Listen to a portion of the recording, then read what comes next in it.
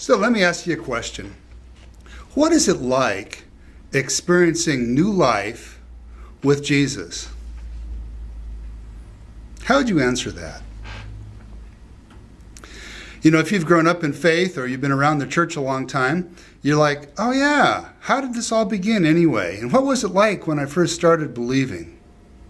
And maybe if you're outside of the faith and you're like, yeah, what is it those Christians are always talking about when they say, hey, you know, Jesus came to give us this abundant, overflowing life? What is that like? And how do you gain that?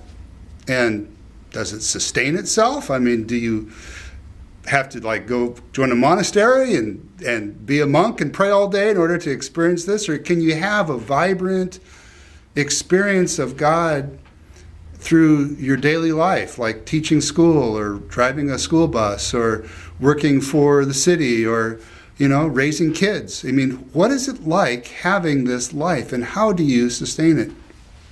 That's the topic of this weekend's message here at Bethel Church. And we've been in a series called Your Spiritual Journey, a Personal Guide. And we've been talking about the way of moving forward from the place where we don't believe and maybe we're not interested, say, hey, don't talk to me about that, to curiosity, and then, assertively searching.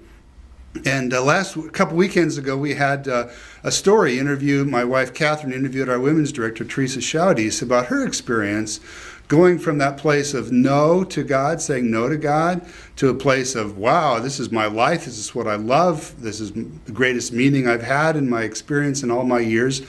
You know, how do you gain that? And how do you sustain it?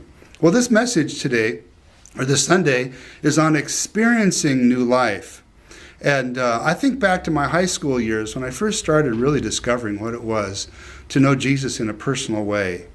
And the principles that sustained me in those years and all these years later are the same ones that we're talking about this weekend.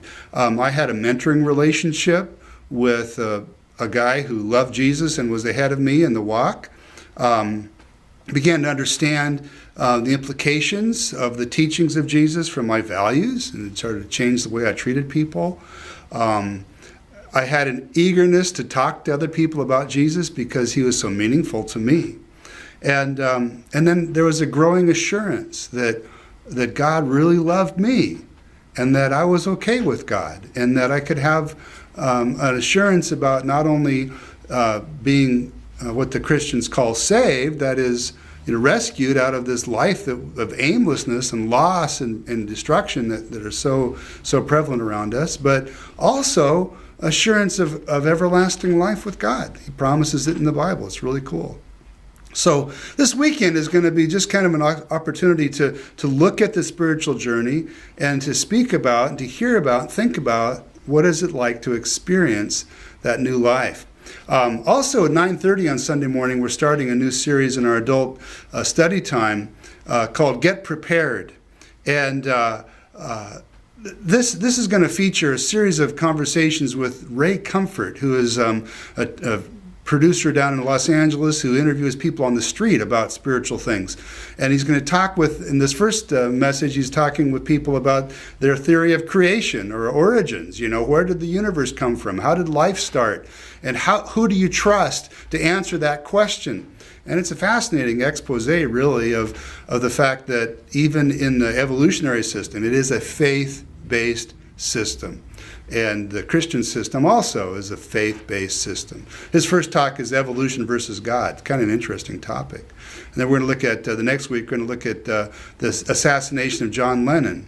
And why did that guy do it? And what are the ethics and values that drove that kind of violence and still drives that violence in our culture today? 4 movies, 4 weekends, really great discussion coming up. So I look forward to it. Hope to see you out. And don't forget, 10:30, coffee, donuts, cream cheese, fresh fruit, whatever you like. It's good times. Half an hour of just hanging out, meeting people, and striking up conversation. And then 11 o'clock is worship. Come early to the 9:30 for the reflection movies, and we'll have a great time. God bless you. Have a good weekend. Hope you enjoy the sunshine we're having. Sure beats the rain from last weekend, doesn't it? Okay, we'll talk to you soon. Bye now.